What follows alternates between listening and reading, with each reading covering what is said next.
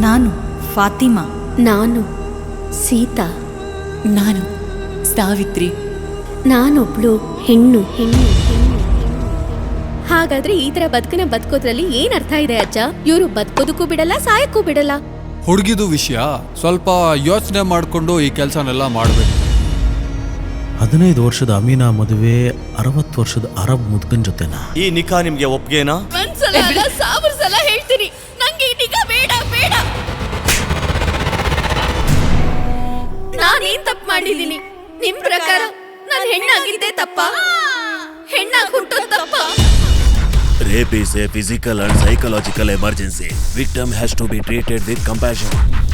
ಸಮಾಜದ ಪ್ರತಿಯೊಬ್ಬ ಮನುಷ್ಯನು ಈ ದುಷ್ಕೃತ್ಯಕ್ಕೆ ಜವಾಬ್ದಾರರು. ನಿನ್ನ ತೋಳಲ್ಲಿ ಬಲವಿರಬೇಕು, ಬಂಡೆಗಳನ್ನ ಪುಡಿ ಪುಡಿ ಮಾಡೋದಕ್ಕೆ. ಎಗ್ಗದೆ ಕುಗ್ಗದೆ ಸಾಗುತ್ತಲೇ ಇರು, ಅನಿಯಮಿತವಾದ ಕಾನೂನನ್ನ ತಡೆಯೋದಕ್ಕೆ. ನಂಗೆ ಬೇಕಾಗಿರೋದು ಇನ್ಫಾರ್ಮೇಶನ್ ಮಾತ್ರ. ಮಿಕ್ಕಿದೆಲ್ಲ ಕೆಲಸ ನಾನ್ ನೋಡ್ಕೊಂತೀನಿ. ಭಯವನ್ನ ಹೋಗಲಾಡಿಸಿ ಜ್ವಾಲೆಯಾಗು, ಅಮಲೆಯಾಗಬೇಡ, ದಿಟ್ಟವಾಗಿ ಎದುರು ನಿಲ್ಲು. ಈ ನಾಟಕ ನನ್ಗೊಂಥರ ಸಾಲ, ಅಮೀನಾ ರಕ್ತದ ಋಣ. ನನಗೆ ಅವಳು ಬೇಕು. ನಾ ಹೇಳೋ ಮಠ ನೀನು ಇರು. ನಾನು ರೆಡಿ ಇದ್ದೀನಿ.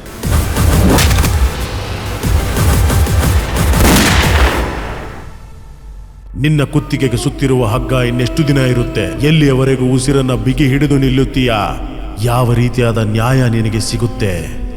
ಅದಕ್ಕೆ ಬೇಕಾದ ದಾರಿನ ನೀನೇ ಹುಡುಕಬೇಕು.